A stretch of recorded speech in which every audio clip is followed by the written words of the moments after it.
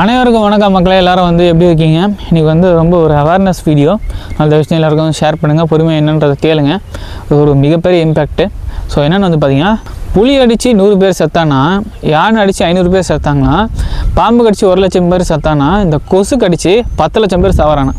இது வந்து பார்த்திங்கன்னா இது வேர்ல்டு நியூஸு, சரிங்களா?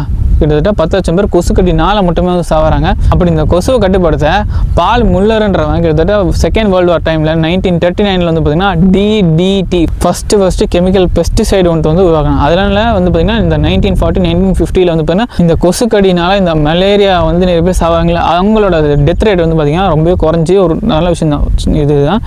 ஆனால் அதுக்கப்புறம் வந்து தான் ஒரு மிகப்பெரிய வேணை என்னென்னு வந்து கேட்டிங்கன்னா, இந்த DDT பற்றி ராக்கெல் கார்சன் அப்படின்றவங்க வந்து 1962 சைலண்ட் ஸ்ப்ரிங்குன்னு வந்து ஒரு புத்தகம் எழுதி அது மூலமாக சொல்கிறாங்க, இந்த DDT வந்து ஹெலிகாப்டர் இந்த மாதிரி மனுஷங்க போகாத இடத்துக்குலாம் வந்து போயிட்டுருக்கு. அது மட்டும் இல்லாமல் கேன்சர் கேசஸ் வந்து அதிகமாக இருக்குது அப்படின்னு. அண்ட் இது மட்டும் இல்லாமல் நிறைய ஹியூமன்ஸுக்கு நிறைய இந்த ஹார்மோனல் டிஸார்டர்ஸ் வந்து வருது, ஹார்மோனல் டிஸ்ரப்ஷன் வந்து நடக்குது, நிறைய வந்து ப்ராப்ளம் வந்து வந்துச்சு. ஒரு பக்கம் நல்லது நடந்தாலும் ஒரு பக்கம் அதை விட பெரிய இது, அதாவது மலேரியா கொசுவை கட்டுப்படுத்த போய் கேன்சர் நோய், தீர்வே இல்லாத ஒரு நோயை வந்து அதிகப்படுத்தி விட்டுட்டோம். அண்ட் அதனால இது வந்து ஒரு முக்கியமான வீடியோ. எத்தனை பேருக்கு தெரியும் எத்தனை பேருக்கு தெரியாதுன்றது எனக்கு தெரியல. நான் வந்து சொல்கிறேன், நிறைய பேருக்கு ஷேர் பண்ணி தெரியப்படுத்துங்க. இந்த தகவல் வந்து கண்டிப்பாக யூஸ்ஃபுல்லாக இருக்கும். நிறைய பேருக்கு ஷேர் பண்ணுங்க. அடுத்த வீடியோ சந்திங்க. நன்றி, வணக்கம்.